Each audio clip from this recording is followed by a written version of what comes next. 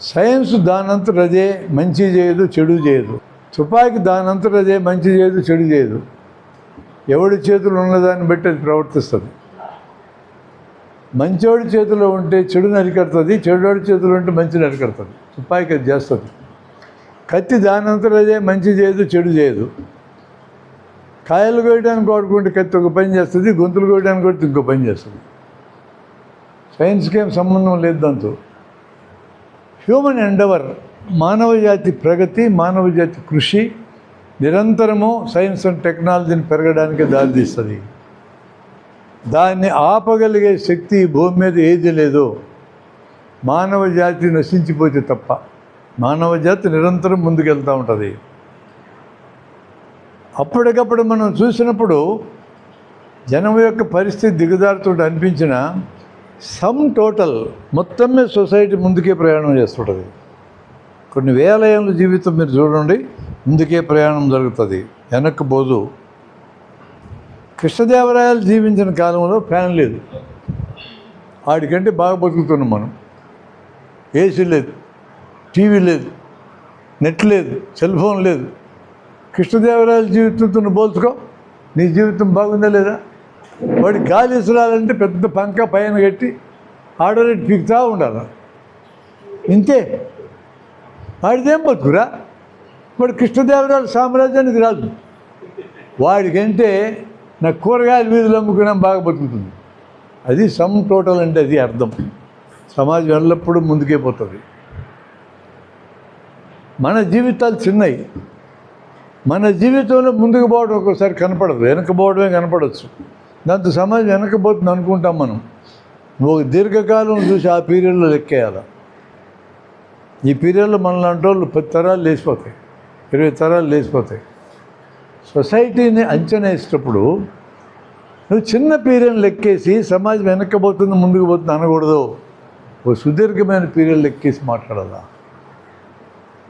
Artificial intelligence ఈ రోజున ప్రతి వ్యవస్థకి అద్భుతమైన లీజ్ ఇచ్చింది. అది వైద్యానికి కానీ, ఇంజనీరింగ్ కానీ, ప్రతి రంగంలో కూడా ఆర్టిఫిషియల్ ఇంటెలిజెన్స్ మనిషి యొక్క పనిని చాలా సులభం చేసింది. ఇదివరకు ఒక విషయం కావాలంటే ఎన్సైక్లోపీడియాలు ఎత్తుకోవాలి, పుస్తకాలు ఎత్తుకోవాలి, రెఫర్ చేయాలా. ఇప్పుడు సెల్ ఫోన్ తీసుకొని ఒక ఆపరేషన్ గురించి అడిగితే 8 పేజీలు ఇచ్చేస్తుంది నెక్స్ట్ మినిట్లో. నువ్వు డీప్సీక్ని అడుగు, గ్రోక్ని అడుగు, చాట్ జీపీటీని అడుగు. Artificial intelligence. ఈ పుస్తకాలను ఎత్తుకొచ్చుకుని చదవడంలే నేను ఇచ్చేస్తా డేటా, రిలయబుల్ డేటా. 21% వక్రీకరణ ఉండొచ్చు, కానీ 99% కరెక్ట్ డేటా వస్తుంది. దీన్ని వదులుకుంటామా మనం? వెనక్కిపోతామా? ఆర్టిఫిషియల్ ఇంటెలిజెన్స్ ఇంత మేలు జరిగితే వద్దంటామా? ఇదే ఆర్టిఫిషియల్ ఇంటెలిజెన్స్తో ప్రతి వ్యక్తి యొక్క డేటా కలెక్ట్ చేసుకొని వ్యక్తుల మీద ప్రభుత్వాలు సర్వేలెన్స్ చేయగలదు. ఈ సమస్య పరిష్కారం ఆర్టిఫిషియల్ ఇంటెలిజెన్స్ దగ్గర లేదు, సమాజంలో ఉన్నది. మా ప్రైవసీకి భంగం కలిగేటట్టు డేటా కలెక్ట్ చేసుకోవడానికి నీకెవడు హక్కు ఇచ్చారా అని మనం తిరగబడాలి. What is your private things నీకు స్పష్టత ఉండాలి. ఫ్రెంచ్ విప్లవం తర్వాత స్వేచ్ఛ, సమానత్వం, సౌభ్రాతృత్వం డైలాగులు వచ్చినాక మానవ జాతి యావత్తు మానవతావాదం వైపు వచ్చింది. మానవుడు సెంటర్గా మనం ఎదగాలనే ఆలోచన వచ్చింది. నేను నా ప్రైవసీ అనేది చర్చలోకి వచ్చింది. నేను నాది అంటే నా పర్సు నాది, నా డైరీ నాది, నా సెల్ ఫోన్ నాది, నాకు రూమ్ సెపరేట్గా నా ఇంట్లో రూమ్ నాది. రూమ్ లేదు, డస్క్ ఉంది నా చేతులు, అది నాది. ఒక బీరువా ఉంది, నాది. ఈ నాది అనే దాన్ని గౌరవించిన చోటల్లా మానవులకి మధ్య ఫ్రిక్షన్ వస్తుంది. ఇప్పటిదాకా మానవ జాతుల్లో మగవాళ్ళందరూ పురుషాధిక్య భావజాలంతో ఆడవాళ్ళు కూడా వస్తువులే, ఈ వస్తువులు నావే అనుకుంటా ఉన్నారు. పెళ్ళైనా కూడా భార్యకి స్పేస్ ఉంటుంది, సొంత స్పేస్. ఆ స్పేస్ ఇస్తేనే ఆ కాపురం నడుస్తుంది, లేకపోతే లేచిపోద్ది. ముందు మధ్యతరగతికి అర్థమైంది అది. మధ్యతరగతికి అర్థమైందని కింద తరగతి కూడా వెళ్తుంది. స్పేస్ ఇవ్వకపోతే లేచిపోద్ది, దాంపత్యం ఉండదు. మన దేశంలో ఎందుకు విడాకులు పెరుగుతున్నాయంటే మగవాళ్ళు ఆడవాళ్ళని ఆస్తి అనుకోవడం ఇంకా మానలేదు. ఆడవాళ్ళు నేను ఆస్తి కాదు మనిషిని కదా అనుకోవడం మొదలైంది. అందుకని విడాకులు పెరిగినాయి. ఈ పెరిగి కొనాలైనా మళ్ళీ బ్యాలెన్స్ అవుతాయి. ఎప్పుడు బ్యాలెన్స్ అవుతాయి? ఆడవాళ్ళు ఇంకా ఎదిగి మగవాళ్ళు తప్పదలెబ్బాన్ని సర్దుకుంటే, ఇప్పుడు సర్దుకున్నారు. అమెరికాలో, వెస్ట్ యూరోప్లో సర్దుకున్నారు. బిడ్డను కనాలంటే భర్త నేను కూడా పెంచుతాను హామీ ఇస్తేనే కనేది, లేతలేదు. ఇంకా కొన్ని ఉన్నాయి అసౌకర్యాలు వాళ్ళకి. ఇద్దరు కలిసి గర్భం వస్తే బిడ్డను మొయ్యాల్సింది పెంచాల్సింది ఆడవాళ్ళు విన్నారు. ఈ సమస్యకి పరిష్కారం కనుక్కున్నారనుకో. ఇప్పుడు చాలామంది యూత్ మాకు పెళ్ళిళ్ళు వద్దంటున్నారు, ఆడపిల్లలు కూడా. మీరెందుకు గుండెలు బాదుకొని వస్తారు? వద్దంటున్నారు అంతే. ప్రశాంతంగా బతికే నేను ఒక మగవాడి చేతుల్లోకి వెళ్ళి ఆడి చెప్పినట్టు ఎందుకు వినాలా, తొక్కనా కొడుకు అంటున్నారు. ఈ మాట కూడా అంటున్నారు. మంచోడు దొరుకుతారేమో, పెద్ద లాటరీ, ఎవడేయాలి ఈ లాటరీ, నాకేం పని. ఇట్లాంటి ప్రాబ్లమ్స్ని ఎట్లా అడ్రస్ చేయాలో ఒక హాఫ్ బీట్ వీడియో పెట్టాను నేను ఈ మధ్య. మనుషుల్లో సెక్స్ ప్రవర్తన ఎలా ఉంటుందో 40 నిమిషాలు వీడియో పెట్టా, చూడండి. అది వెంటనే చూస్తే మీకు కొంతమందికి అర్థం కాదు, కొంతమందికి నచ్చదు కొన్ని విషయాలు. కానీ సైన్స్ అది. నేనేం చేయమంటావు, మీరు చూడాల్సింది. నేను ఒక క్వశ్చన్ వేస్తా. 14 ఏళ్ళకి యుక్త వయసు వస్తుంది ఆడపిల్లకి మగపిల్లడికి. 25 ఏళ్ళ పెళ్లి చేయొద్దాను నువ్వు. ఈ సంవత్సరాలు వాళ్ళు లైంగిక కోరికలు, లైంగిక ఎనర్జీ ఏం కావాలో మీరు చెప్పండి.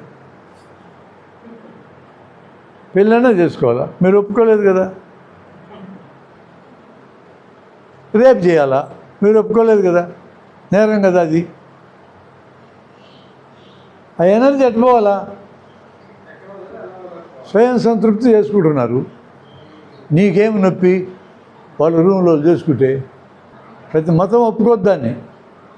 మీ మతాలు ఊరేసుకో సావండి వై. మాకు ప్రాబ్లం ఎదురైంది, మేము ఫేస్ అవుతున్నాం. మనమే మళ్ళా డబుల్ స్టాండర్డ్స్. ఒక యుక్త వయసు వచ్చిన పిల్లవాడు ఓ మహిళా సినిమా యాక్టర్ బొమ్మ పెట్టుకుని రూమ్లో పెట్టుకొని నేను అభిమాని అంటాడు. మన అందరూ ఎంకరేజ్ చేసినవా? వాడు ఎందుకు బొమ్మ పెట్టుకుని తెలుసా మీకు? దాన్ని అంతా అంగీకరించినారుగా మీరు. మీరు ఎందుకు దాన్ని తప్పడతారు? వాడు సొంత విషయం అది. ఒక అమ్మాయి అబ్బాయి ఇద్దరు నిర్ణయించుకొని వితౌట్ ఆబ్లిగేషన్ మేము కలిసి ఉంటామంటే it is not the problem of anybody else. వాళ్ళిద్దరిదే అది. ఎవరు మూసుకొని ఒప్పుకోవాలి. ఈ రకమైన చైతన్యాన్ని కనీసం జన విజ్ఞాన మెంబర్లు ప్రదర్శించాలి. మిగతా జనం అందరూ ఎప్పుడు ప్రదర్శిస్తారు చూద్దాం. మనకి ఆర్థోడాక్సు పురాతనమైన ఫీలింగులు, చాలా పాతకాలని ఇటు ఉండాలి కదా ఆడమనిషి. నేను చూసిన మన వాళ్ళు మీటింగుల్లో విచిత్రమైన 2 వాక్యాలు చెప్తానండి. ఆడవాళ్ళకి వ్యతిరేక కామెంట్లు చేసిన మగవాళ్ళు మన నాయకులు చూసిన. నేను దాన్ని అర్జెంటుగా సరిదిద్దకపోతే సంస్థ బతకదు. ఏమైనా బ్రాహ్మణులే రెడ్లే నాయకులు అన్నాడు ఒక ఆయన. ఎంత మాట అది? బ్రాహ్మణులు రెడ్లే సమాజానికి నాయకులా? బీసీలు గల్లు ఏమో కావాలా? ఎస్సీలు ఎస్టీలు ఏం కావాలా? ఎత్తి అవతలేసినాడు బీసీ రెడ్లును వేపనోళ్ళు నాయకులు అన్నాడు ఆయన. మన ఆర్గనైజేషన్ ఒక నాయకుడు అన్నాడు. ప్రమాద గంటికలు వేస్తున్నాయి, వినపడుతున్నాయి. వీటిని సరిదిద్దకపోతే సంస్థ బతకదు. మానవ పరిణామ క్రమాన్ని 3 లక్షల నువ్వు చూస్తే టోటల్ జనమందరూ సంకరంగాలే. సాలుగా పుట్టినోడే లేడు. మా అమ్మ నాన్న మంచోళ్ళు. మీ అమ్మ నాన్నలు మంచోళ్ళే. 10 తరాలు వెనక్కిపోతే ఎట్టోళ్ళు ఎవరికి తెలుసు?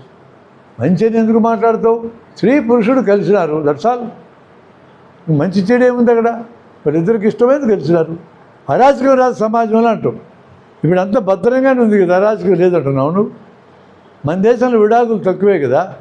భార్యాభర్తల బంధం భారతదేశంలో అద్భుతమైన బంధం అంటున్నాం కదా. బంధాలు ఎట్టున్నాయి చెప్పంటవా? అన్నిటికంటే అత్యుత్తమైన బంధం భార్యాభర్తల బంధం. నెంబర్ 1లో ఉంటుంది అది సూత్ర ప్రకారం. దానికంటే కింద మిత్రుల యొక్క బంధం, దానికంటే కింద స్నేహితుల బంధం, దానికంటే కింద పరిచయస్తుల బంధం, దానికంటే కింద పరిచయం లేని వాళ్ళ బంధం, దానికంటే కింద ప్రత్యర్థుల బంధం, దానికంటే కింద శత్రువుల బంధం, అంతకంటే కింద ఉంది కొన్ని చోట్ల భార్యాభర్తల బంధం. ఇప్పుడు అక్కడ ఉండాల్సిన బంధం అన్నిటికంటే కింద ఉంది కొన్ని చోట్ల. ఒకే రూఫ్ కింద ఒకటి నాశనాన్ని మరొకరు కోరుకునే కోరిక బలంగా కలిగి ఎప్పుడెప్పుడు చంపుదామని కోరికలు ఉండేవాళ్ళు భార్యాభర్తలు కలిసి బతుకుతున్నారు ఇంతమంది నేను చూపిస్తా. దిగజారిపోయింది ఆ బంధం కొన్ని చోట్ల. అప్పుడు నా రికమెండేషన్ అనేది విడిపోండి రా, ఎందుకు చంపుకోసి వస్తారు ఇక్కడ? అపరిచితులుగా మారండి, లేదా పరిచయస్తులుగా మిగలండి, లేదా ఈరోజు ఫారిన్లో స్నేహితులుగా మిగులుతున్నారు విడిపోయిన వాళ్ళు. విడిపోతే ఏమి కోపాలు తాపాలు చంపుకోవాలా కొట్టుకోవాలి ఉండదు అక్కడ. ఇక్కడ ప్రేమించడానంటే గొంతులకు వస్తూ ఉంటాను ఎదవలు. నువ్వు ప్రేమిస్తే అమ్మాయి ఎందుకు ప్రేమించాలా? నీకున్న హక్కు అమ్మాయికి లేదా? అస్సలు మగపిల్లల్ని పెంచడం చేత కాదు మనకి. నేను వాళ్ళని ఏం ప్రయోజనం అండి? నా వేదికలో పిల్లలు తక్కువ చూసేవాళ్ళు ఉన్నారన్న తర్వాత నా వేదిక ఎదిగిన వాళ్ళకే లేదా జ్ఞానం. నేను ప్రజలంతా ఏమనాలా? Is it not serious for us? అందుకని లాంటి దాన్ని చూసినా కూడా అది వస్తుంది, దాన్ని ఆపలేవు. దాని మంచి ఫలితాలన్నీ వాడుకోండి. దాని యొక్క నెగిటివ్ పొటెన్షియల్, నష్టం చేసే పొటెన్షియల్ ఏ వ్యవస్థ చేస్తుంది ఆ పని, దాన్ని ఎదుర్కోండి అంతే. రావడం ఆపడం మీ వల్ల కాదు. ఇదివరకు ఏమనుకున్నాం? క్లోనింగ్ జరగకూడదని అరిచినామా? ఇప్పుడు క్లోనింగ్తోనే కదా పిల్లల్ని కంటున్నాం మనం. సంతాన సాఫల్య కేంద్రాలు ఏంది క్లోనింగ్ కాక? బయట ఫర్టిలైజ్ గర్భంలో పెడుతున్నాం కదా పిల్లల్ని, అందరూ ఒప్పుకున్నారు కదా. ఒక గొర్రె పిల్లల్ని పుట్టిస్తే డాలి అనే దాన్ని కేకలేసినాం కదా మనం. ఇప్పుడు మనుషుల్లో పుట్టిస్తున్నాం. ఒకసారి నేను చెప్పిన సంక్రమణ జరిగింది మానవ జాతి అనేది నీకు నిజంగా అర్థమైతే, నీకు పిల్లలు పుట్టకపోతే సంతాన సాఫల్య కేంద్రానికి వెళ్ళి డబ్బులు ఖర్చు పెట్టుకొని ఆడపిల్లల్ని హెరాస్ చేస్తున్నారు ఇక్కడ. అన్నిసార్లు ఆపరేషన్ అవుతుంది పిల్లలు పుట్టబోయే ముందు. ఈ గోలంతా లేదు. అనాథ పిల్లలు పెంచుకోండి, అయిపోయింది కదా, సమస్య పరిష్కారం అయింది కదంటే. నీకు బిడ్డ వచ్చా, అనాథ బిడ్డ ఒకటి తగ్గిపోయా. ఇప్పటికీ పెంచుకుంటున్నారు కదా మన ఫ్రెండ్స్ కొంతమంది అనాథ పిల్లల్ని. ఏం తప్పందులు? ఈ సంతాన సాఫల్య కేంద్రాలు ఏంది? వీధి కూడా తయారైంది. నా బిడ్డ నాకు ఉండాలా, నా జీన్స్ ప్యూర్గా ఉండాలా. తొక్కలో నీ జీన్స్ యాడ ప్యూర్గా ఉన్నాయి. నీ జీన్స్ ఎప్పుడో సంకరం అయిపోయినాయి, ఇప్పుడు ప్యూర్ అని గోల్ చేస్తున్నావు నువ్వు. ఆ సబ్జెక్ట్ అందుకు వినాలి మనం. అట్లా మనం ఏని ఆ పర్స్పెక్టివ్లో చూడాలి. ఏమి గందరగోళం పడద్దండి, ఏమి కొంపలే మునుగు. ధర్మం అంటే చేయతగినది, అధర్మం అంటే చేయకూడనిది. అది ఒకటి అర్థం. మనుషుల ప్రవర్తనకు సంబంధించిన విషయం ఇది, సైన్స్కు సంబంధించింది కాదు. సైన్స్లో సత్యం అసత్యం అని మాట్లాడతాం, ధర్మం అక్కడ మాట్లాడడం.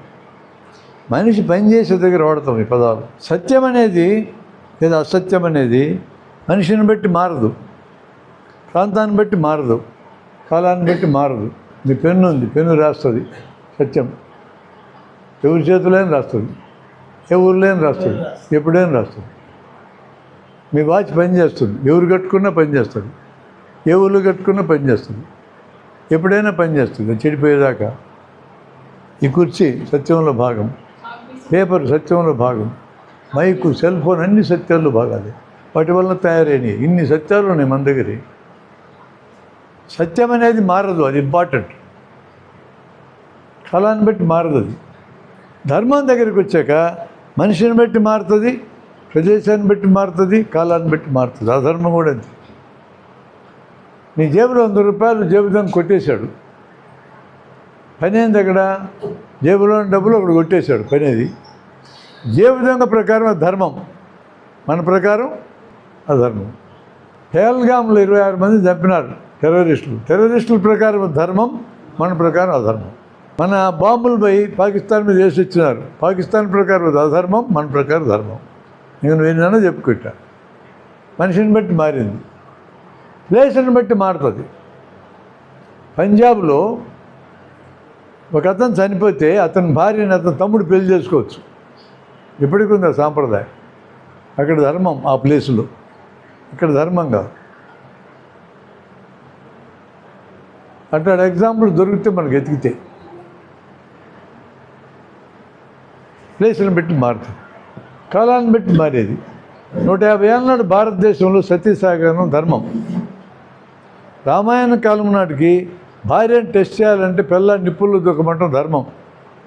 రామాయణం కాలం నాటికి శూద్రులు చదువుకుంటే మెడకాయ నరకడం ధర్మం. ఇప్పుడు ధర్మం కాదు. ఇప్పుడు భార్యను టెస్ట్ చేయడానికి నిప్పులు దూకబట్టి కేసు అవుతుంది.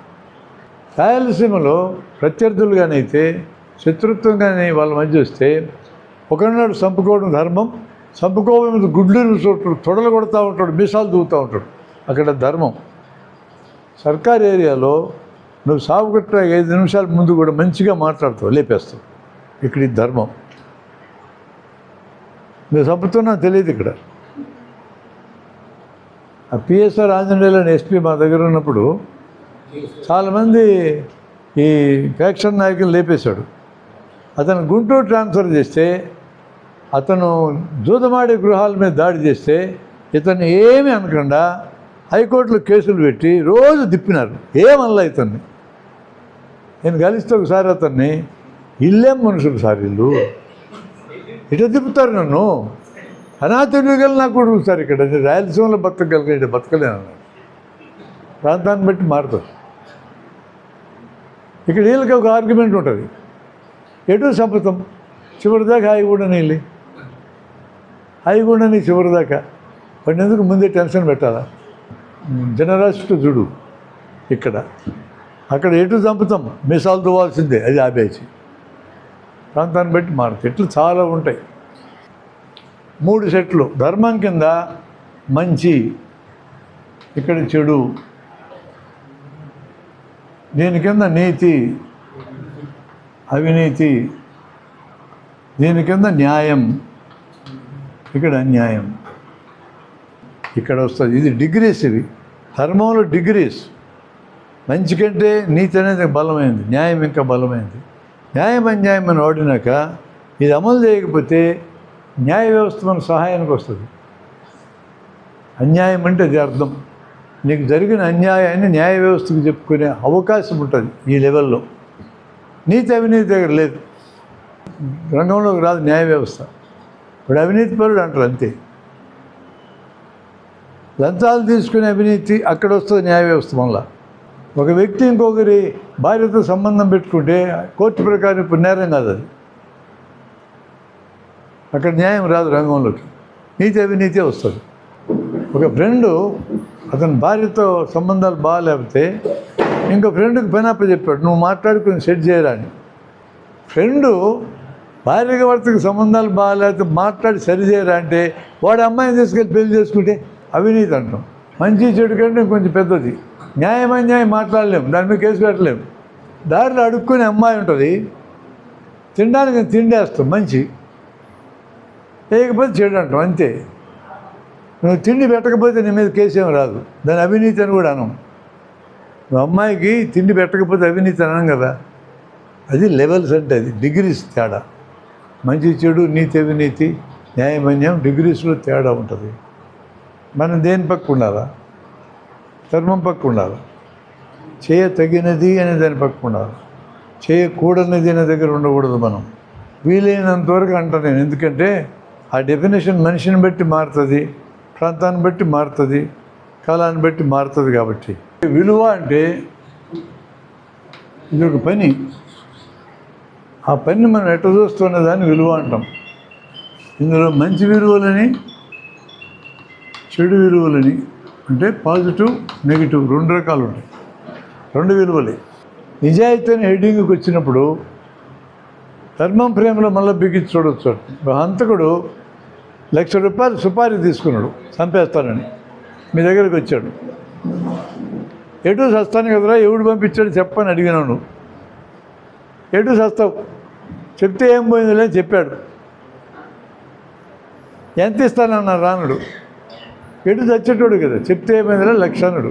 నేను 2,00,000 ఇస్తాను, నేను వదిలే రానుడు. నేను చాలా నీతివంతుని సార్, నేను ఎటు వదిలేస్తా, మాట ఇచ్చినా నేను చంపాల్సిందే అన్నాడు. నీతి వాడు కూడా వాడు. మన స్టాండర్డ్స్ ప్రకారం ఒక మనిషిని అటు చంపటం మనం అన్యాయం అంటున్నాం. కానీ అంతకుడు వాడి ప్రకారం, వాడు మాట ఇచ్చిన దాని ప్రకారం నిలబడ్డాడు. 1,00,000 రోజులు కకృతిపడలా, నీతిమంతుడు. రాబిన్ హుడ్ ఏంది మొత్తం కథ అంతా? డబ్బున్న వాళ్ళని కొట్టడం, లేని వాళ్ళకి పెట్టడమే కదా. డబ్బున్న వాళ్ళ ప్రకారం ఏంటది? తప్పు. తప్పు అంటే అధర్మం. లేని వాళ్ళకంతా పెట్టిన వీళ్ళ ప్రకారం ఏంటి? ధర్మం. ఇట్లాంటి థీమ్తో ఎన్ని సినిమాలు రాలే, 100 సినిమాలు వచ్చినాయి ప్రపంచంలో. ఇక్కడ కాంట్రాస్ట్ ఏంటంటే సత్యం అనగా ఏమి, ధర్మం అనగా ఏమి, ఇది మనకి ఇంపార్టెంట్. సత్యం అనగా ఇది మారేది కాదు. మనిషిని బట్టి మారదు, ప్లేస్ని బట్టి మారదు, కాలాన్ని బట్టి మారదు. ధర్మం అనగా మనిషిని బట్టి మారుతుంది, ప్రదేశాన్ని బట్టి మారుతుంది, కాలాన్ని బట్టి మారుతుంది. అది డెఫినేషన్. చేయతగినది, చేయకూడనది. సత్యం అంటే ఉన్నదున్నడు చూడడం. అక్కడ ఏముందో దాన్ని చూస్తే సత్యం. అది ఇంకో రకంగా నీకు కనపడితే అసత్యం. ఏ విషయం గురించి అయినా సరే ఆ విషయానికి సంబంధించిన సత్యాలేంటి, అసత్యాలేంటి, ధర్మాలేంటి, అధర్మాలేంటి అనేది నీకు తెలిస్తే ఆ విషయం చుట్టూ నీకు వచ్చిన ప్రతి సమస్యని పరిష్కరించగలవనేది మన స్టేట్మెంట్. ఈ స్టేట్మెంట్ ఎంత బలమైనదో గమనించండి. You name any problem in this world. ఈ ప్రపంచంలో ఏ ప్రాబ్లం అయినా నువ్వు చెప్పు. ధర్మాధర్మాల ఫ్రేము, సత్యాసత్యాల ఫ్రేములు పరిష్కారం ఎత్తగలము. ఆ సబ్జెక్టుకు సంబంధించి అన్ని సత్యాలు, అన్ని అసత్యాలు, అన్ని ధర్మాలు, అన్ని అధర్మాలు నీ దగ్గరికి వస్తే నువ్వు కరెక్ట్ ఆన్సర్ చెప్పగలవు. అన్నీ రాకపోతే తప్పుడు ఆన్సర్ చెప్తావు. ఆ హామీతో మనం ఈ సబ్జెక్ట్ నేర్పిస్తున్నాం సార్. అందుకనే మీ వ్యక్తిగత జీవితం, కుటుంబ జీవితం, సామాజిక జీవితం, వృత్తి జీవితం, ఉద్యమ జీవితం, 5 జీవితాల్లో ఏ ప్రాబ్లం అయినా మీరు రాయండి. ఆ 2 ఫ్రేముల ఆన్సర్ మనం సంపాదించవచ్చు. నేను అట్లాంటివి కొన్ని ఎగ్జాంపుల్స్ ఈరోజు క్లాసులో చెప్తానన్నా. ఇప్పుడు ఒక ఎగ్జాంపుల్ చెప్తా, మీరు దాని పరిష్కారం మీరు ఎతకండి. సన్బాబా అని ఒక అతను మా ఊరు వచ్చి, నేను చొక్కా పనిని తీసేసి ఎండలో గంటగా నిలబడితే వృక్షాల్లో మాదిరిగా నా శరీరంలో పిండి పదార్థం తయారై ఆకలి తీరుతుంది, నేను ఇట్లా ఎన్నేళ్ళైనా బతకగలను, తిండి తినక్కర్లేదు అన్నాడు. ఇది స్టేట్మెంట్, ఇది భాష. మీకేమర్థమైంది? ప్రకటించాడని అర్థమైందా? నిజంగా ఉండగలడని అర్థమైందా? ఏ వాక్యం మీ దగ్గరికి వచ్చినా ఈ వాక్యానికి అర్థమైంది చూడాలి. అది తెలిసేదాకా నువ్వు మాట్లాడకూడదు. మన అలవాటు ఎట్లుంటుంది? పక్కోడు మాట్లాడుతుంటే వాడు మాట్లాడి పూర్తి కాకముందే మనం మొదలు పెడతాం మాట్లాడడం. అటు మాట్లాడకూడదు మనం. వాడు మాట్లాడేదంతా అయిపోయిన తర్వాత అది నీకు అర్థమైందో లేదో చూసుకొని, భాష ద్వారా వచ్చిందని అర్థమైనాక భాష వీకెస్ట్ పాయింట్. అక్కడ ఏ నిర్ణయం జరగదు. ఇప్పుడు ఇతను పరీక్ష చేయాలంటే ఏం చేయాలి? మీరు రోజు గంట ఎండలో కూర్చోబెట్టాలా? మనం చుట్టూ చేరాలా? మనం 3 పూట్ల మింగుతుండాలా? మనం కూడా ఆడలేక ఉండొచ్చు కదా తినకుండా ఎండలో. అన్నం తింటే బతుకుతామని ప్రూవ్ అయింది ఆల్రెడీ. అది ఇంకా ప్రూవ్ కాలే. అది ప్రూవ్ అయిద్దో చూడడానికి వచ్చినాం. మనం వాళ్ళలాగా ఉండకూడదు, మనం మనలాగా ఉండి తింటుండాలి. 3 పూట్ల దీన్ని కాపలా కాసి మిగతా 23 గంటల రూములో కూర్చుంటాడు. అప్పుడు కూడా కాపలా కాసి ఒక ఏడాది ఏమి తినకుండా బతికితే ఇప్పుడు ఆ స్టేట్మెంట్ కరెక్ట్. ఒకవేళ అది కరెక్ట్ అయితే, హైపోథెటికల్ క్వశ్చన్ అది కరెక్ట్ అయితే అది గొప్ప పరిశోధన కదా. ఎన్ని నోబెల్ ప్రైజులు సంపాదించుకోవచ్చు. ఇట్లాంటి క్లెయిమ్ చేసే వాళ్ళందరినీ పరిష్కరంరా అని చెప్పి నోబెల్ ప్రైజ్ సంపాదించుకొని చెప్పాలి. ఇట్లాంటి ఎన్నో క్లెయిమ్స్ ఉన్నాయి. నేను కంటి చూపుతో స్పూన్ ఉంచుతాను ఒకడు, చేత్తో ఉంచకుండా ఉంచుతురా. అబులు ఏముంది? ఉంచు. స్పూన్ ఇస్తా ఉంచు, మళ్ళీ ఇంకో స్పూన్ ఇస్తా ఉంచు, ఇంకోటి ఇస్తా ఉంచు, ఆ ఊళ్ళో కూడా ఉంచు, రేపు కూడా ఉంచు, అయిపోయి సత్యం అని తేలిపోద్ది. నువ్వు తెచ్చుకున్న స్పూన్ ఉంచితేట నేను ఇచ్చిన స్పూన్ ఉంచాలా? ఏళ్ళు పెడితే పెట్రోల్ అయితే అన్నాడు ఒక స్వామి. మా ఊర్రా, మేము నీళ్ళు ఇస్తాం, మేము బిందిస్తాం, మేము తిప్పడానికి పుల్ల మేము ఇస్తాం, నువ్వు ఏళ్ళు పెట్టు, పెట్రోల్ చేయి అంటే ప్రయోగం దగ్గరికి వెళ్ళాలి. అదొక మెథడు.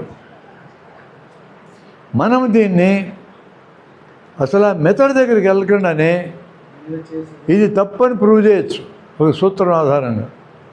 సత్యాసత్యాలు ప్రేమల సూత్రం రాసుకుంటే నువ్వు ఆ సూత్రాన్ని చూసి ఇది ఇతను చేయలేడని చెప్పేయగలం మనం. సూత్రం రాయండి. 6CO2 H12O6 + 6O2 + 6O2. ఇక్కడ సూర్యరశ్మి రాయి, కింద పత్ర హరితం రాయి.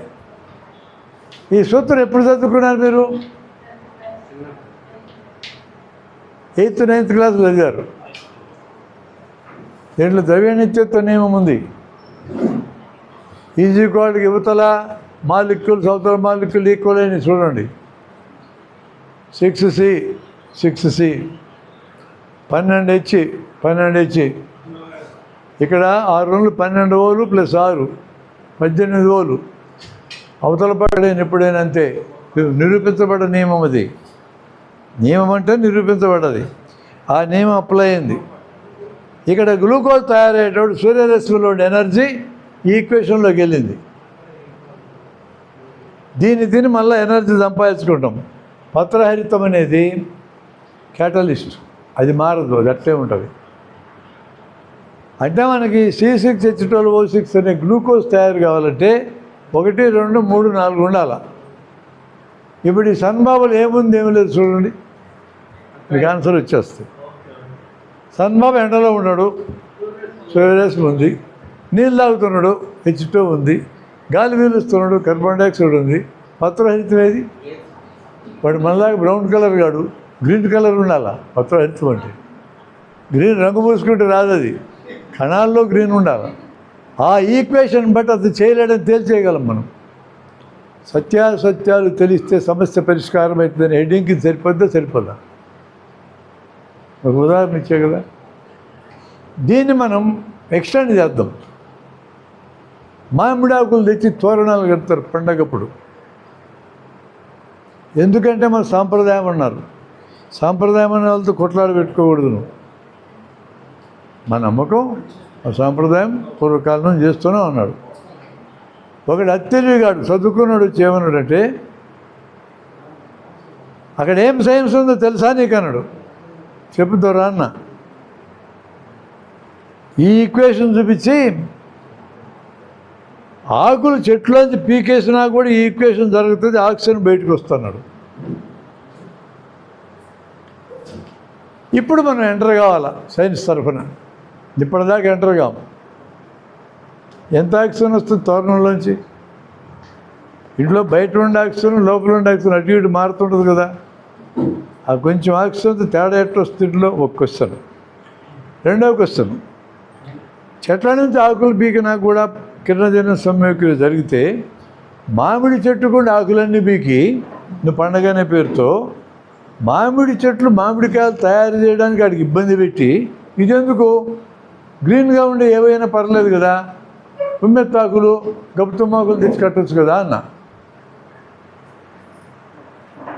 మనోభావాలు దెబ్బతని అంటాడు. అది నువ్వు చెప్పిన సబ్జెక్టే కదా చెప్తున్నా. ఏ ఆకులు పీకిన వస్తుంది కదా ఆక్సిజను, మరి అవి కట్టు. రెండో వైపు ఆర్గ్యూ చేద్దాం. ఇప్పుడు నేను చెప్పిన 4 గంటలు ఏమున్నాయి అక్కడ మామిడి తోరణంలో? పత్రహరితం ఉంది, సూర్యరశ్మి ఉంది, కార్బన్ డైఆక్సైడ్ ఉంది, నీరు లేదు. ఇప్పుడు మీరు క్వశ్చన్ వేయాలి, ఆకులు అప్పటికే కొంత నీరు ఉంటుంది కదా అనే క్వశ్చన్ వేయాలి. అప్పటికే ఉన్న నీరు 10 నిమిషాలు వస్తుంది, తర్వాత ఇంకా తయారయ్యే సమస్య లేదు. ఎండిపోయిన ఆకులు అసలు తయారు కాదు. భూమి నుంచి నీళ్ళు రావడం ఆకులోకి. కాబట్టి మామిడి తోరణాల దగ్గర ఆక్సిజన్ తయారయ్యే సమస్య లేదు. మనం ఇలాంటి వాటిని నమ్మకం అంటే మనం మాట్లాడం. అక్కడ సైన్స్ ఉందంటే దిగుతాం. దిగినప్పుడు ఇలా సత్యాసత్యాలు ఫ్రేమ్లో పరిష్కారం అవుతుంది. అది ధర్మాధర్మాలు అక్కర్లేదు. అక్కడ సత్యమసత్యం ఫ్రేమ్లో పరిష్కారమైంది. ధర్మాధర్మం ఫ్రేమ్లో పరిష్కారం అయ్యేవి కూడా ఉంటాయి. ధర్మాధర్మాల ఫ్రేమ్లో చేయదగినదే కాకుండా దానికి సంబంధించిన సత్యాసత్యాలు కూడా ఉంటాయి. ఆ భాగం కూడా మనం విస్మరించకూడదు. రెండు కలిసి ఉంటాయి అక్కడ. ఒక పిల్లవాడు ఒక గాజు పాత్ర తీసుకొని వస్తున్నాడు. తండ్రి చెప్పాడు, జాగ్రత్తగా పట్టరాలి, అక్కడి నుంచి తెచ్చి ఇక్కడ పెట్టన్నాడు. నాకు ఆ మాత్రం తెలియదా అన్నాడు. ఒక నిమిషంలో డామ్ అని శబ్దం వచ్చింది, కింద వేసినాడు, పగిలిపోయింది. అక్కడ సత్యాసత్యాలు ఏంది? గ్లాస్ పాత్రని కొంత ఎత్తు నుంచి వదిలేస్తే పగిలిపోద్ది, సత్యం. రెండో సత్యం, ఒకసారి పగిలిపోయింది, తిరిగి మామూలుగా మారదు, నువ్వేమైనా చేసుకో, పాతది మళ్ళా రాదు. దాని అనుకోండి. ఇంకా పెద్ద సత్యం ఏంటంటే, ఎల్లప్పుడూ ప్రకృతిలో ముందుకే నడుస్తుంటే వెనక్కి నడవు. మార్పు ముందుకే, మార్పు వెనక్కి రాదు. మనిషి చచ్చిపోతే కులిపోవాల్సిందే, మళ్ళా మనిషి బతకడు. చెట్టు నరికితే ముద్దవ్వాల్సిందే, మళ్ళీ ఆ చెట్టు రాదు. ఇంకేమన్నా చెప్పుకో ఉదాహరణలు. మీ కళ్ళకుండా గ్లాసులు పగలు కొడితే పగిలిపోయిన గ్లాస్ అవుతుంది తప్ప మళ్ళీ పాత గ్లాసు రాదు. ఇక ముందుకే మార్పు అనేది, వెనక్కి నడవదు. ఆడుండే సత్యాలు అవి. ఇప్పుడు ధర్మాల దగ్గరికి వద్దాం. జాగ్రత్తగా తీసుకురామని చెప్తే కొడక కింద పడేది పగలు కొడతారా, ఈ పగలు కొట్టినాడు వాళ్ళ నాయన. ఇప్పుడు ధర్మాల ప్రేమలో చెప్పాడు. ఇది అధర్మమా ధర్మమా?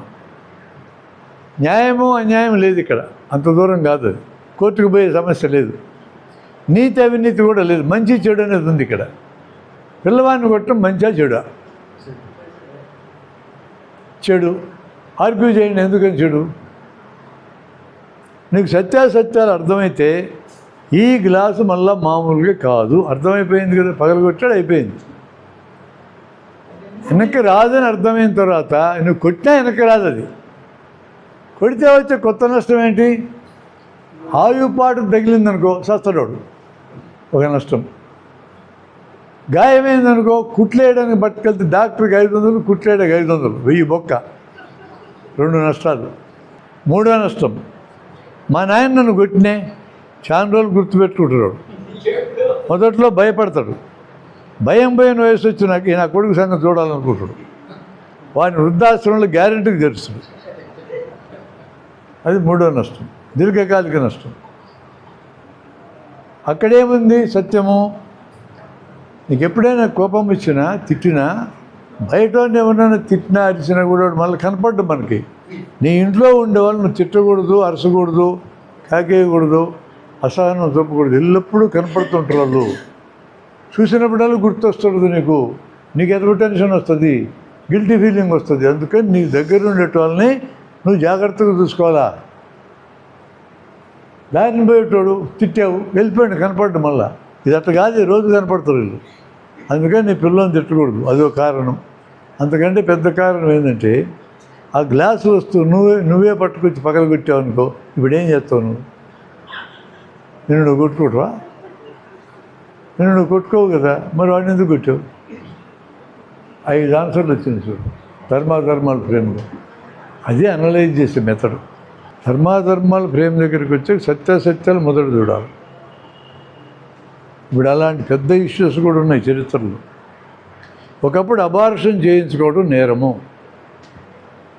భ్రూణ హత్య మహాపాతకం. అన్ని మతాలు చెప్పినాయి, చట్టాలు కూడా చెప్పినాయి. ఆధునిక మానవ జాతి ఈ లోపల గర్భాన్ని పెంచాల్సిన మహిళ కాబట్టి ఆమెకి ఇష్టం లేకపోతే తీసేసుకునే హక్కు మహిళకు ఉన్నదని ఒప్పుకుంది సైన్స్. ఇది. రెండవది, ఆమె సపోర్ట్ చేయకపోతే ఆ గర్భం కొనసాగదు. నాకు ఇష్టం లేదు, ఆపేస్తా. ఇంకొకటి అందులో ధర్మాల ప్రేమలో ఈ గర్భం ఒక రేపు వలన వచ్చింది. రేపు చేసినాడు బిడ్డను నేను పెంచను అన్నది ధర్మాల ప్రేమ. మంచి చెడు కింద చెప్పుదాన్ని నా మీద ఓవర్ పవర్ చేసి, నేను బలహీనంగా ఉంటే నా మీద దాడి చేసి రేపు చేస్తే గర్భం వస్తే దాన్ని నేను ఎందుకు మోయాలా? అమ్మాయి నిర్ణయం మంచి కింద వస్తుంది. అప్పుడే అమ్మాయి గర్భం తీసుకుని హక్కు వస్తుంది. దాని యొక్క ఎక్స్టెన్షన్ ఏంటంటే ఈ గర్భాన్ని పెంచేది నేను, నాకు ఇష్టం లేదు, నేను పెంచాను, నా ఇష్టం అనే దగ్గరికి వచ్చింది. కాబట్టి మన దేశం 1972లో గర్భం తీయించుకునే హక్కు మహిళలకు ఇచ్చింది. అమెరికాలో చాలా రాష్ట్రాలు ఉంది. గర్భం తీయించుకునే హక్కు ఇవ్వకుండా కొన్ని రాష్ట్రాలు చట్టాలు చేశారు. వీళ్ళందరూ పక్క రాష్ట్రాలు పోయి చేయించుకుంటున్నారు. ఆడవాళ్ళు తిరగబడ్డరు. ఇట్లాంటి చట్టం చేసినది సుప్రీంకోర్టులో కేసు పెండింగ్లో ఉంది. వాళ్ళు వదలరు అనే దానికి నాకేం సాక్ష్యం అంటే ట్రంప్ తిక్కకుతలు గీయటం మొదలుపెట్టినాక 2 నెలలకే జనం తిరగబడి వీధుల్లోకి వచ్చారు. నాకున్న సాక్ష్యం అది. మనల్ని 11 ఏళ్ళు ఎదవలన చేస్తూ ఉంటే గవర్నమెంటు ఇప్పటికి వీధుల్లోకి రాలే. మనం అక్కడ ఉన్నాం, వాళ్ళు అక్కడ ఉన్నారు. అందుకని ధర్మాల ప్రేమలను పరిశీలించేటప్పుడు ఫస్ట్ ఇందులో సత్యాసత్యాలు ఏమున్నాయి చూడాలి. అది చూసినాక దీన్ని అప్లై చేయాలి. ఇస్తే నీకు ఆన్సర్ దొరుకుతుంది. ఇప్పుడు ఆన్సర్ ఏంటి ప్రపంచంలో అబార్షన్కి? అబార్షన్ చేయించుకోవటం మాంటమా స్త్రీ యొక్క హక్కు. ఆయన వద్దనుకోండి చేసుకోవచ్చు, ఆయన ఇష్టం. అది ఆన్సర్. మనిషి అంటే అర్థమవుతుంది. విషమానవుడు అంటే నాన్ స్పెసిఫిక్ ఉంది. తయారు కావడం ఎలా? తయారు కావడం అంటే తెలుసు మనకి. అంతకుముందు ఏదో ఉంటుంది, అది ఇంకో రూపం మారడం తయారు కావడం అంటే. అంతకు ముందున్న రూపం మనం కోరుకుని మరో రూపంలోకి వచ్చే క్రమాన్ని తయారు కావడం అంటాం. మనిషి ఒక రూపంలో ఉన్నాడని మీకు అంచనా ఉంది. మీకు విశ్వమానవుడు అంటే మీకు ఒక లెక్క ఉంది. అతను అక్కడికి తయారవడం ఎలా అని అడిగినారు మీరు. ఇప్పుడు మనకు తెలియాల్సింది విశ్వమానవుడు అంటే మీ లెక్క ఏందో తెలియాలి. ఫస్ట్ అది తెలియాలి. అది తెలిస్తే ఈ మనిషి ఆ విధంగా మారడానికి ఎలా తయారవుతారని మనం చెప్పగలం. కార్యకారణ నియమాలు వాడుకొని చెప్పగలం దాన్ని. మనం అంత నాన్ స్పెసిఫిక్ అడిగినప్పుడు జవాబులు రావాయి. విశ్వమానవుడు అనగానే ఇప్పుడు ఒక్కొక్కరికి ఒక పిక్చర్ వచ్చింది మీలో. విశ్వమానవుడు అంటే డెఫినేషన్ లేదు, వివరణ ఇవ్వాలి. మీరు కొత్త పదం వాడకూడదు. ఇక్కడ సూత్రం ఉంది ఏమంటే, ఒక పదాన్ని లేదా ఒక వాక్యాన్ని మిమ్మల్ని వివరించమని అడిగితే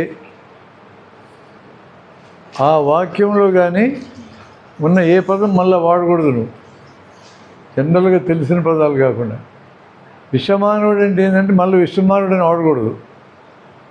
కొత్త పదం వాడామనుకో, అదేందో మళ్ళీ చెప్పాలి. నువ్వు ఆధునిక మానవుడు అంటే సార్ మళ్ళీ అది చెప్పాలి, అదేందో. అది చెప్పేటప్పుడు కూడా ఆల్రెడీ తెలిసిన పదాలే వాడాలా. కొత్త పదం వాడితే వివరణ ఇవ్వాల్సిందే, లేకపోతే వివరణ రాదు, నిర్వచనం రాదు.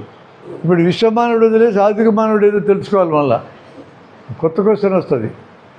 విశ్వమానవుడు అనగానే మీ మనసులో ఏముందని అడిగితే మీరందరూ ఒకటే ఆన్సర్ చెప్పారనుకో, నాకు కూడా అదే ఆన్సర్ ఉందనుకో, నేను ఆన్సర్కి మొదలు పెడతా.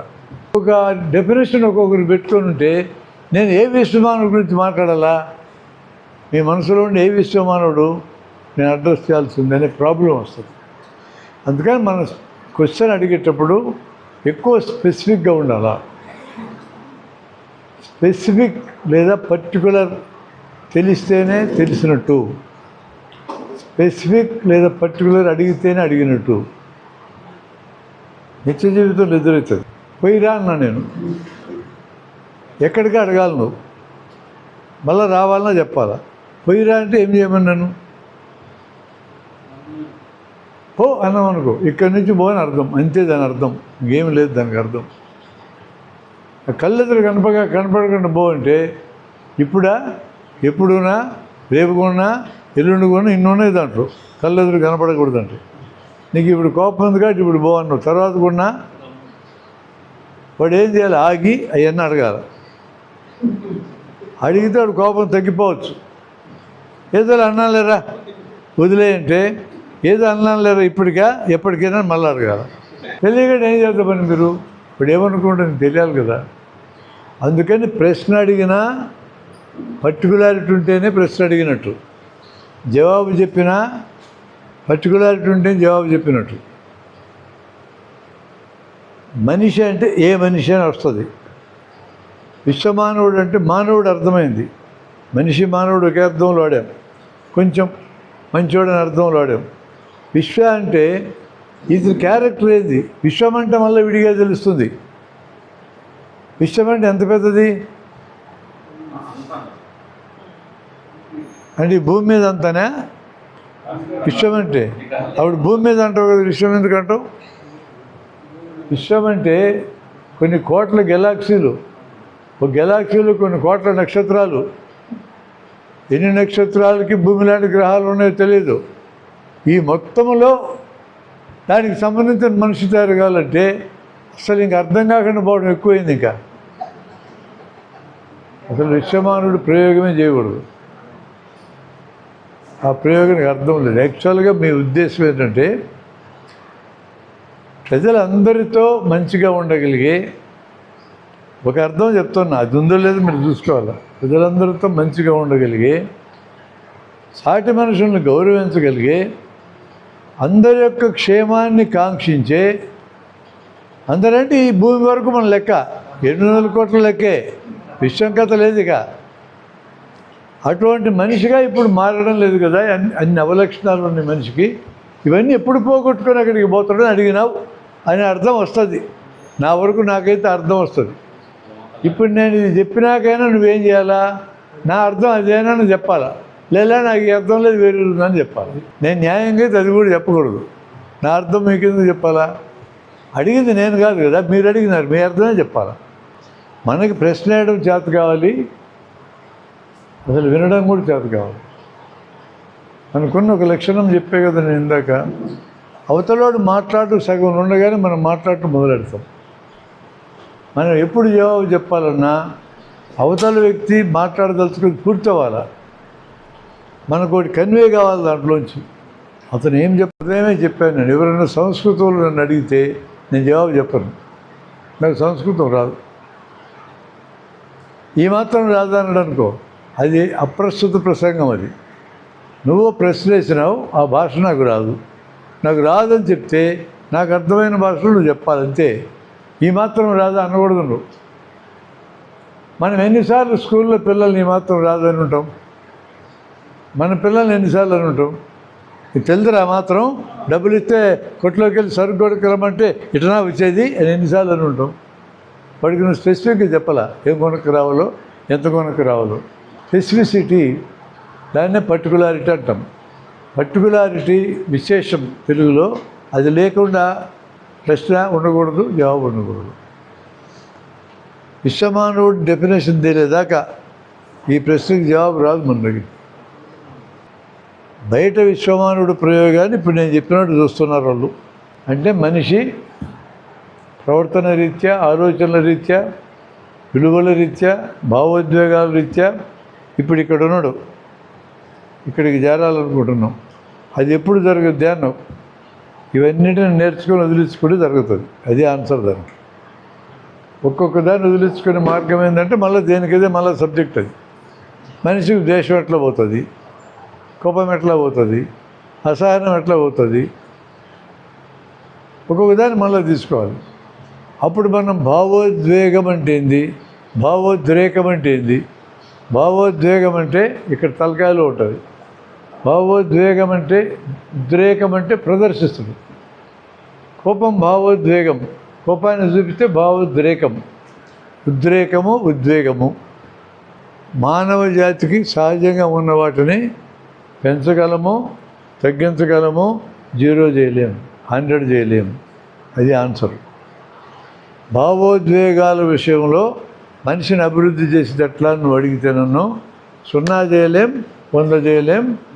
ఈరోజు సమాజం అంగీకరించే ఆప్టిమల్ ఎక్కడుందో చూసుకొని అక్కడికి జాగలం ట్రైనింగ్ ఇస్తే. దానికి ఆన్సర్ అట్లా వస్తుంది. మనిషి స్వార్థపరుడు అన్నాం, అది పోవాలన్నాం. అది మళ్ళీ నాన్ స్పెసిఫిక్. స్వార్థం అసలు లేకపోతే చచ్చిపోతాడు. ఎక్కువగా స్వార్థపరుడు, అది పోవాలన్నాం. ఎంతైతే ఎక్కువ అన్నా, ఎంతైతే స్వార్థం ఎక్కువ అంటాం, ఎంతైతే తక్కువ, అది కూడా మనకు క్లారిటీ ఉండాలి. ఎంతెంత సంపాదించుకుంటే ఎట్లా అన్నావు, ఎంతెంత సంపాదించుకుంటే సరిపోయింది, ఎంతెంత సంపాదించుకుంటే తప్పో నువ్వు చెప్పాలా, నీ లెక్క చెప్పాలా. ప్రతి ఒక్కడికి ఒక లెక్క ఉంటుంది. ఎంత సంపాదించుకుంటే కరెక్ట్ అని ఒక లెక్క ఉంటుంది నీకు. నీ లెక్క ఆయనకు ఉండదు, ఆయన లెక్క ఆయనకు ఉండదు. స్వార్థపరుడు అనేది జనరల్ టర్మ్ అవుతుంది. జనరల్ టర్మ్స్ ఎప్పుడు కూడా పరిశ్రమలకు తీసుకోకూడదు. స్పెసిఫిక్ ఆన్సర్ కావాలంటే స్పెసిఫిక్ క్వశ్చన్ తీసుకోవాలి, జనరల్ తీసుకోకూడదు. రాదు నీకు ఆన్సర్. నూతన కార్యకర్తలు కొరత ఉంది జనవిజ్ఞాన వేదికలో. రైట్, ఎట్లా వస్తారు? నువ్వు ఎప్పుడైనా జనంలో సంపాదించుకోవాల్సిందే. కార్యకర్తలు ఎక్కడ దొరుకుతారు మనకి? జనం నుంచి. బయట ఎక్కడ దొరకరు. నూతనంగా కావాల్సిన ఎక్కడ దొరుకుతారు? వెళ్ళాల్సిందే బయటికి. మనం ఎప్పుడు కలిసి 10 మందిని కలుస్తున్నాం అనుకో, వీళ్ళు నూతనమైన వాళ్ళు కాదు, పాత వాళ్ళు. ఇప్పుడు నువ్వు అడిగినకి వస్తే నూతన కార్యకర్తలు. నూతన కార్యకర్తలు ఊరి నిండా ఉంటారు. వాళ్ళతో నీకు ముందు పరిచయం కావాలి. పరిచయం కావడానికి కార్యక్రమం చేయాలి. కార్యక్రమాలు వస్తారు వాళ్ళు.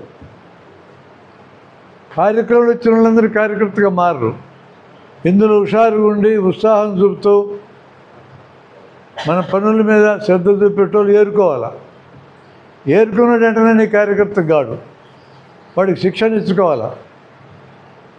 శిక్షణ అంటే పాఠం చెప్పడమే కాదు, పాఠంలో ఆవిడ కూడా పాల్గొనాలి. పాల్గొని విషయ జ్ఞానం రావాలి, దాన్ని తిరిగి చెప్పగలిగే నైపుణ్యం రావాలి. 2, వాడికి తీరుకుందో చూసుకోవాలి. 3, వాడికి మోటివేషన్ ఇప్పుడు ఎంత ఉందో చూడాలి, దాన్ని పెంచేటట్టు చూడాలి. ఈ 4 పనులు చేస్తే నూతన కార్యకర్త వస్తుంది. మొదట ఎత్తుక్కోవాల్సింది వీధుల్లోనే. ఎవరిలోంచి ఎత్తుక్కోవాలా? 194 మంది దేవుడు ఉన్నాడు అంటున్నారు, 5-6 లేడు అంటున్నారు. ఎక్కడ పోయి ఎత్తికితే ఎక్కువ మంది దొరుకుతారు? ఈ 2 గ్రూపుల్లో ఏ గ్రూపుల్లోకి వెళ్తే ఎక్కువ మంది దొరుకుతారు? మనకి మనుషులు దొరకాలిగా. దేవుడు లేడు అన్నట్టు వాళ్ళందరూ మంచోళ్ళు కూడా కాదు, దేవుడు ఉన్నాడు అనేటి వాళ్ళు తప్పుడోళ్ళు కూడా కాదు. కాబట్టి మంచోళ్ళు తప్పుడోళ్ళు అనేది 2 గ్రూపుల్లో ఉన్నారు. మంచి అంటే ఏంటి, తప్పుడు పని అంటే మళ్ళీ చూద్దాం. నీ లెక్కల్లో మంచోళ్ళు అనేటోళ్ళు 2 చోట్ల ఉన్నారు, నీ లెక్కలో తప్పుడోళ్ళు 2 చోట్ల ఉన్నారు. కాబట్టి ఆ మంచోళ్ళు తప్పుడోళ్ళు కొట్టేద్దాం. ఎక్కువ మంది ఎక్కడ ఉన్నారంటే దేవుడు ఉన్నాడని బ్యాచులు ఉన్నారు. వాళ్ళతో నువ్వు కనెక్ట్ ఎట్లయితావు? నువ్వు పోగానే జన విజ్ఞాన వేదిక దేవుని దగ్గరికి రానిదో మేము నమ్మమని మొదలెట్టామనుకో, సరిపోసారి. అయితే ఎప్పుడైనా కనెక్ట్ కావాల్సింది కామన్ ఇష్యూ దగ్గరే. వాళ్ళకి మనకి కామన్ ఇష్యూ ఏంటి? ప్రాబ్లమ్సే కామన్ ఇష్యూ, సమస్యలే కామన్ ఇష్యూ. ఈరోజు ప్రజలందరికీ, సాధారణ ప్రజలందరికీ మనకి కామన్ ఏరియా అదే. దేవుడు కామన్ ఏరియా కాదు మనకి. దేవుడు ఉన్నాడని లేడని 2 రకాల జన్మ ఉంటుంది. కామన్ ఏరియా ఎందుకు అవుతుంది? విద్యారంగంలో సమస్యలు ఇద్దరికి కామన్. అది ఆరోగ్య రంగ సమస్యలు ఇద్దరికి కామన్. హార్ట్ అటాక్లకి దేవుడు ఉన్నాడనేటోళ్ళకి వస్తుంది, లేడనేటోళ్ళకి కూడా వస్తుంది. కామన్ ఏరియా అది. కాబట్టి వైద్యంలో ఖర్చు తగ్గించుకోవాలి, కామన్ ఏరియా. కామన్ ఏరియా దగ్గరికి వెళ్ళి వీళ్ళని కదిలించాలి. అప్పుడు ఇద్దరు వస్తారు మన దగ్గరికి. క్రిస్టియన్ మతంలో చేర్పించాలనుకునే క్రిస్టియానిటీలో ఉన్న వాళ్ళు ఎవరి దగ్గరికి పోతారు? వాళ్ళు క్రిస్టియన్ల దగ్గరికి పోరు, క్రిస్టియన్లు కాని వాళ్ళ దగ్గరికి పోతారు. కొత్త వాళ్ళు అంటే అక్కడికి పోవాలి. మనం కూడా మన కార్యకర్త ఇంటికి పోయి కూర్చుంటే కాదు, కొత్త వాళ్ళ దగ్గరికి వెళ్ళాలి. వాళ్ళలోంచి ఏరుకోవాలి. ఏరుకొని ఈ పద్ధతి ప్రకారం శిక్షణ ఇచ్చుకోవాలి. ఇచ్చుకుంటే మనకు నూతన కార్యకర్తలు దొరుకుతారు. అది బేసిక్గా సూత్రం. ఇప్పుడు ఆ సూత్రం వరకు చెప్పుకుందాం.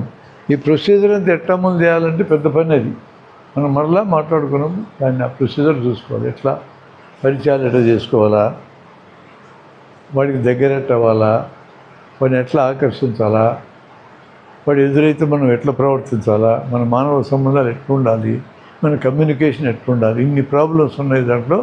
కొత్త జనం దగ్గరికి వెళ్తేనే కొత్త వాళ్ళు వస్తారు. కామన్ ఏరియా దగ్గరనే ఎవరినైనా నువ్వు సంపాదించగలవు, వేరే ఏరియాలో సంపాదించలేవు. ఈ పని చేయడానికి నువ్వు శ్రమ చేయాలా, లేకపోతే పని కాదు. ఇక్కడ కూర్చొని కొత్త వాళ్ళు రాలే అంటే రారు. ఉదయం ఒక మేడం చెప్పారు, ఆడవాళ్ళు రావట్లే ఉద్యమంలోకి. ఎట్లా వస్తారు? మీరు తెచ్చుకుంటే వస్తారు. మరి మీరు కూర్చొని ఆడవాళ్ళు రాలేదంటే ఎట్లా వస్తారు? బట్ మీ అందరిని అడగొచ్చు, నేను మీ భార్యలను బట్టరండి, మీ చెల్లెలను బట్టరండి అని. వెంటనే మీకు ఏమనిపిస్తుంది? వీళ్ళు వస్తారబ్బా అనిపించింది మీకు. రారని అనిపించింది నీకు. నేను చెప్పే ప్రయోజనం అది. ఇంకా కొంతమందికి ఆర్గ్యుమెంట్ ఏమొస్తుంది, నేను ఎటు బయట తిరుగుతున్నా, ఇంకా ఆమెను కూడా తిట్టాలా అని కూడా ఇచ్చి ఉంటుంది మీలో కొంతమందికి. ఆ జనరల్ స్టేట్మెంట్ ప్రయోజనం లేదు. ఎన్నిసార్లు మన స్టేట్ మీటింగ్లో మన నాయకులు మహిళలను తీసుకురా అంటారు, రావడంలా. మన చెల్లెలని, మన అక్కల్ని, మన భార్యలని తీసుకురావడంలా అని మొదలెట్టిన భాషని చాలాసార్లు విన్నా. ఈ భాషకి వాల్యూనే లేదు. అది అమలే జరగదు అట్లా మాట్లాడితే. ఉద్యమాలు వచ్చిన వాళ్ళు ఎవరు నువ్వు చూసుకుంటే, నువ్వు చెప్పిన భార్యలు, కూతుళ్ళు ఈ లిస్టు కాదు ఎక్కువ మంది వచ్చింది. వాళ్ళంతటి వాళ్ళు ఇగ్నైట్ అయినటువంటి వాళ్ళకి మనం కనెక్ట్ అయితే వచ్చినారు. ఎక్కువ మంది అక్కడే వచ్చారు. వాళ్ళు ఇగ్నైట్ అయిన వాళ్ళ సంఖ్య పెరగాలంటే కామన్ ప్రాబ్లం దగ్గరే కలిశారు వాళ్ళు. ప్రతి మహిళ అటు రాలేదు బయటికి. ఇంతకుముందు వాళ్ళకి రెస్ట్రిక్షన్స్. ఇదంతా అర్థం కాకుండా స్టేట్మెంట్కి మీనింగ్ ఏంది? మనం ఉపన్యాసాలు ఇచ్చేటప్పుడు కూడా నాన్ స్పెసిఫిక్గా మాట్లాడకూడదు. స్పెసిఫిక్గా మాట్లాడాలి. ఎక్కడ పోతే మనకు జనం దొరుకుతారు, విద్యార్థులు దొరుకుతారు. స్పెసిఫిక్ విద్యార్థులను పట్టుకోవాలంటే మన సంఖ్య సరిపోద్దా? చాలదు. ఆన్సర్ వచ్చింది. విద్యార్థులతో నిత్యం కాంటాక్ట్లో ఉండేది ఎవరు? టీచరు. ఎంత కాంటాక్ట్లో ఉంటాడు? వారానికి 20 సార్లు. స్పెసిఫిక్గా ఉంది. అందరి టీచర్లు మనకు ఉపయోగపడతారు, ఉపయోగపడరు. ఎవరు ఉపయోగపడతారు? పిల్లలంటే ప్రేమ ఉన్నాడు, రెగ్యులర్గా బడికి వెళ్ళేటోడు. రెగ్యులర్ బడికి వెళ్ళాలా? పిల్లలంటే ప్రేమ ఉండాలి. పిల్లలకి సరైన చదువు చెప్పాలని కోరిక ఉండాలా? ఇట్లాంటి వాళ్ళు ఏరుకుంటే వాళ్ళు ఉపయోగపడతారు. ఆన్సర్ వచ్చింది. ఇప్పుడు నువ్వు వాళ్ళు ఏరుకునేది ఎలా? అక్కడికి వెళ్ళాలి. ఇప్పుడు నేను ఏరుకోవాలనుకో, నాకు అది తెలియదు. ఇప్పుడు మీలో టీచర్లు ఎవరు ఉంటారో ఇట్లాంటి వాళ్ళు మీరు ఎవరైనా చెప్తాను. నీకే మీరు ఏరుకొని వచ్చినా ట్రైనింగ్ ఇచ్చుకుంటాం ఇక్కడ. అట్లా ఆ ప్రశ్నను విడదీస్తే అనేక చిన్న ప్రశ్నలు వస్తాయి. వాటికి జవాబు చెప్పుకుంటేనే మనకు ఆన్సర్ వచ్చినట్టు. జనం దగ్గరికి పోయాను, అసలు జనం నీ మాట ఎందుకు వినాలా? క్వశ్చన్ వేసుకున్నాం. మేము మంచి మాటలు చెప్తాం కదా, అయితే ఎందుకు వినాలా? మా ఊరు వచ్చారు కదా, అయితే ఎందుకు వినాలా? నువ్వు స్నేహం చేస్తే వింటారు. వాళ్ళ కోసం ఉపయోగపడేది చెప్తే వింటారు. స్నేహం లేకుండా ఉపయోగపడేది చెప్పి వింటారు. వాళ్ళకి కూడా నీలాగనే వ్యక్తిగత జీవితం, కుటుంబ జీవితం, సామాజిక జీవితం, వృత్తి జీవితం ఉంటాయి కదా. ఆ జీవితాలకు ఇబ్బంది కలిగితే నీ మాట వినరు. ఆ ఇబ్బంది లేనప్పుడే వింటారు. ఇది చివరి జీవితం నేను మాట్లాడేది. అతను ఉద్యమం కోసం పనిచేయమని అడుగుతున్నాం. ఈ 4 పూర్తయితేనే వస్తాడు మనిషి. వాళ్ళ అక్కర్లా, మన సంగతి అంతే. ఇప్పుడు నీకు ఏదైనా గుండె నొప్పి సడన్గా వస్తే నువ్వు నా క్లాస్ వింటావా? ముందు హాస్పిటల్కి వెళ్తావా? ఇప్పుడు నీకు ఫోన్ వచ్చి సడన్గా మీ అబ్బాయికి కింద పడి దెబ్బ తగిలించుకుని రక్తం కారుతుంది నీ భార్య చెప్తే వెళ్తావా? ఇక్కడ ఉంటావా? నీ ఫ్రెండ్ ఒకటి అర్జెంటుగా ఈ ఊరు వచ్చి, అరే నేను గంటే ఉంటున్నాను నీతో మాట్లాడాలంటే వెళ్ళి కలుస్తావా? ఇక్కడ కూర్చుంటావా? నీ ఉద్యోగం ఊడే అవకాశం ఇచ్చిందంటే పోయి దాన్ని పరిశీలించుకుంటావా? లేకపోతే ఇక్కడ కూర్చోటవా? ప్రమోషన్ వచ్చినట్టు వచ్చిపోయింది అని తెలిస్తే దాని సంగతి చూస్తావా? ఇది చూస్తావా? ఆ 4 సమస్యలు ఏ సమస్య వచ్చినా మనమైనా కూడా వాటిని అటెండ్ అవుతాం. ఇవన్నీ వదిలేసి ఉద్యోగం దగ్గరికి పోం. ఫండమెంటల్ ఇది. ఈ స్పృహ మనకు ఉండాలి. ఈ స్పృహ లేకుండా త్యాగాలు చేయండి అనకూడదు ఎవరిని. ఈ అవసరం తీరితే త్యాగం చేస్తావు, లేకపోతే ఎందుకు చేస్తాను? అవసరం తీరితే ఇచ్చే దాని పేరు దానం, త్యాగం కాదు అది. మీరు ఇందాక తల 200 చేసిన దానం, అది త్యాగం కాదు. త్యాగం అంటే ఏంటి? ఏ రోజు సంపాదించిన సంపాదన మొత్తం నాకు ఇవ్వాలి, అది త్యాగం. నీ అవసరాలు వదులుకొని నాకు ఇస్తే త్యాగం, నీ అవసరాలు ఉంచుకొని నాకు ఇస్తే దానం. తిరిగి ఇచ్చే ఒప్పందం మీద ఇస్తే అప్పు. ఒక డెఫినేషన్లు అయ్యి త్యాగాలు జనం చేయలేరు, మనం అడగకూడదు. నీకోసం నేను ప్రాణత్యాగం చేస్తానన్నాడు ప్రేమికుడు, బుద్ధి లేని కోతది. నువ్వు కావాలంటున్నాడు వాడు, ప్రేమించమంటాడు. ప్రాణత్యాగం ఏంది? వాడు శవాన్ని ప్రేమించాలా? పరిమాణం లేదు, వాటి మాట్లాడకూడదు. నీకోసం ఏమైనా ఇస్తా, ఈ భాష కూడా మాట్లాడకూడదు. ఇప్పుడు 100 రూపాయలు ఇవ్వంటది అమ్మాయి, ముందు ఇవ్వాలా. నీ మోటార్ సైకిల్ ఇవ్వంటది, ఇవ్వాలా. ఏదైనా ఇస్తానుగా. ఇట్లా డైలాగులు నమ్మకూడదు. ఆడపిల్లలు కూడా కూర్చోబెట్టి ఏమైనా ఇస్తావా అని అడగాల. ఇస్తా అంటాడు, ఇవి లిస్టు చదువు, ఇస్తాడేమో చూద్దాం. నీ ఆస్తి నా పేరుతో రాసి, ఏమైనా ఇస్తావు కదా. ఇల్లు నీ పేరుతో రాసి, నా పేరు. అసలు ఇప్పుడు మన భాష ఎంత విచిత్రం కూడా అర్థమైందా? ఇప్పుడు ఇవన్నీ చూస్తే పిచ్చి భాష మాట్లాడుతున్నాం మనం. ప్రేమికుల భాష ఇంకా పిచ్చిది. మీరు ఎప్పుడైనా ట్యాంక్ బండ్ మీదకి వెళ్ళండి హైదరాబాదు. ట్యాంక్ బండ్ లోపల మురికి నీళ్ళని చూస్తూ కూర్చొని ఉంటాయి జంటలు. వాళ్ళు వెనక నిలబడి ఉండు, వాళ్ళ వైపు చూడకుండా. వాళ్ళు ఏం మాట్లాడుకుంటారు? నేను ప్రపంచంలో ఉన్న పరం బేవార్సని మాట్లాడుకుంటా ఉంటాను. మాట్లాడుకొని పెళ్లి చేసుకుంటారు. మాట్లాడుకుని అన్నీ అయిపోయింది. ఇంకెప్పుడు విడిపోదాం, ఇప్పుడు విడిపోదాం చూస్తుంటారు. అట్లా ఉంటుంది మాట్లాడుకోవడం. అంటే అవసరం లేనిది మాట్లాడకూడదని చెప్పడం కాదు, మనం సొల్లు కూడా చాలా మాట్లాడుతాం. టీ కొట్టు దగ్గర మాట్లాడేదంతా సొల్లే. యుద్ధం మోడీ గారు ఆపుతారా లేదా, మళ్ళీ మొదలు పెడతారా లేదా, మొత్తం సొల్లే. మొదలు పెడతలేదు, మనకేం తెలుసండి. ఆయనకి అవసరమైతే మొదలు పెడతా, లేకపోతే లేదు. నా లెక్క ఆయన అవసరం తీరింది కానీ మొదలు పెట్టాడు. నా లెక్క అది నా ఊహ. అది కరెక్టే కాదనేది ఫ్యూచర్ని బట్టి చెప్పాలా. ఇప్పుడు చెప్పలేను నేను. నా అంచనా తప్పు ఒప్పని. సమస్త సమాజం అంటే ఏంది? దీన్నే మన రాజ్యాంగంలో సామ్యవాదం అని కూడా అంటారు, ఆర్థిక న్యాయం అని కూడా అంటారు. మానవ సంబంధాల్లో సమాజం అనే మాట ఉంది, హక్కు, విధి, బాధ్యత 3 పదాలు ఉన్నాయి, కర్తవ్యం అని ఇంకో పదం ఉంది, ఉత్పత్తి, పంపకము, వినియోగం ఇంకా 3 పదాలు ఉన్నాయి. పంపకంలో రకాలనేవి ఉన్నాయి. అవన్నీ చెప్తే ఆ మాటకు అర్థం వస్తుంది, అప్పటిదాకా రాదు. ఒక్క మనిషి ఉంటే సమాజం అనము. మోర్ దాన్ వన్, నా ప్లస్ ఏక, అనేక. అనేక అంటే ఎన్ని? ఒకటికి మించి. అది 2 కావచ్చు, 2 కోట్లు కావచ్చు, అన్నీ అనేకలే. మోర్ దాన్ వన్ లేకుండా సమాజం అనే మాట లేదు.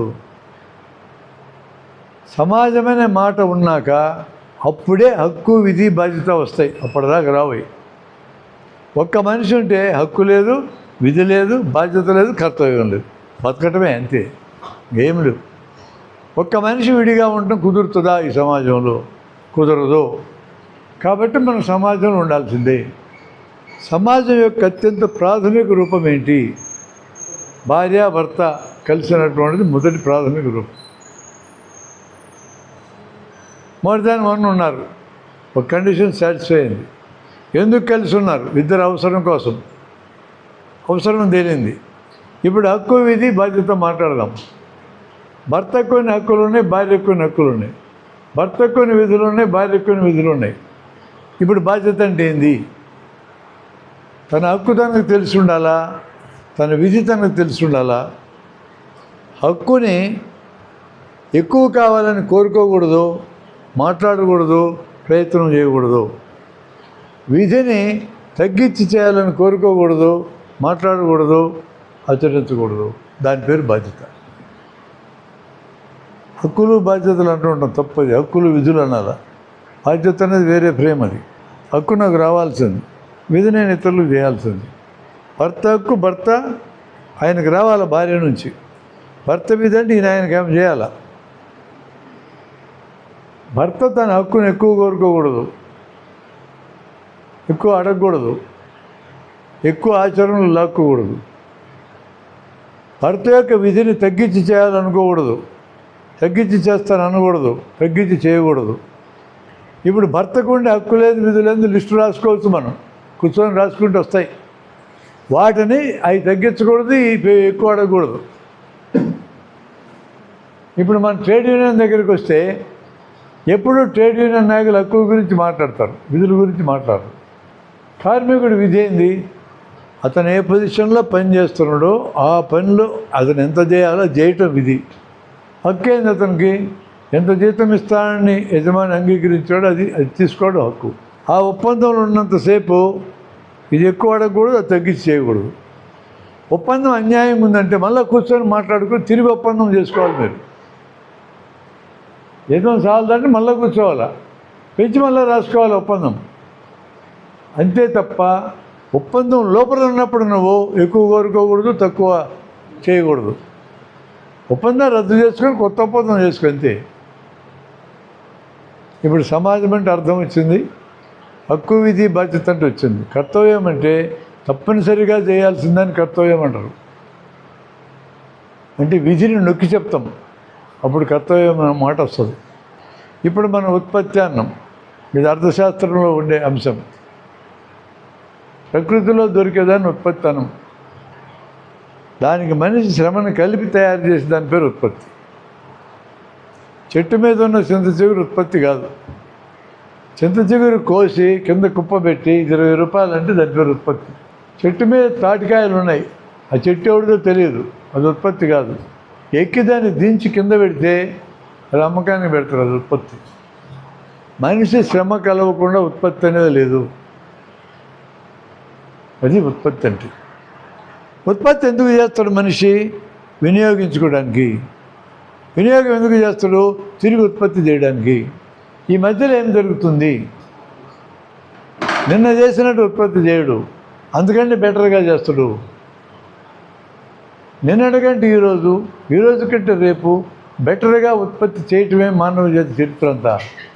ఆ క్రమంలో రవాణా సాధనాలు పెరిగినాయి, ఆ క్రమంలో వార్తా ప్రసార సాధనాలు పెరిగినాయి, ఆ క్రమంలో తిండి దొరకటం పెరిగింది.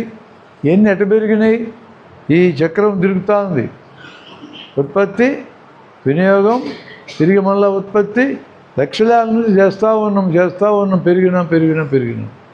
ఉత్పత్తికి వినియోగానికి మధ్యలో ఇంకొకటి ఉంది, దాని పేరు పంపకం. పంచుకోకుండా వినియోగం జరగదు, ఫండమెంటల్ అది. మీ ఇంట్లో నీ భార్య అన్నం వండినా ఆమె పంచుద్ది. ఎవడి పాటు కూడా దూరి చేతులు బిందెలో పెట్టి లాక్కొని ఎవడికి ఎంత దొరికితే అంత తినరు. అది జంతువులు తింటాయి. అట్లా ఒక జంతువుని చంపితే జంతువులు మొత్తం మీద పడతాయి. ఈ లోపల పెద్ద సింహం వస్తుంది, గర్జిస్తుంది, తరిమేస్తుంది, కొన్నింటిని ఇది తింటం మొదలు పెడుతుంది. వీటికి ఆకలి ఎక్కువైతే అయ్యో పక్కనే తినాల్సి వస్తాయి, అది తరిమేస్తుంటుంది. రేసు కుక్కలు కానీ అయితే ఒక 50 చేరినాక ముందు ఆ సింహాన్ని తింటాయి. పంచుకొని తింటాయి. జంతువులు పంచుకోవు, తినేస్తాయి అట్లే. మనుషులు పంచుకొని తింటారు. మనుషులకున్న క్యారెక్టర్ పంపకం, జంతువులకు పంపకమైన క్యారెక్టర్ లేదు.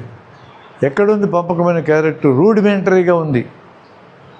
తల్లి తన పిల్లల్ని పెంచేటప్పుడు ఓ చచ్చిపోయిన జంతువుని పట్టుకుని పిల్లలకి పెడుతుంది, అక్కడ పంచుద్ది.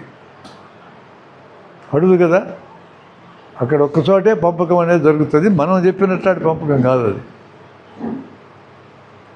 పంచుకోవడం ఎన్ని రకాలు ఉంది సమాజంలో?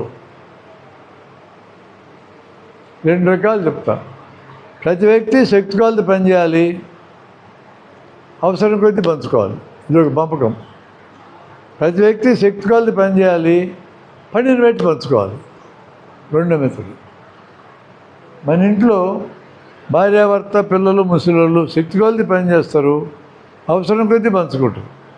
ముందు పసిపిల్లకి పెడతారు, తర్వాత ఎదిగిన పిల్లకి, తర్వాత ముసలోడికి, తర్వాత భర్తకి, తర్వాత భార్యకి.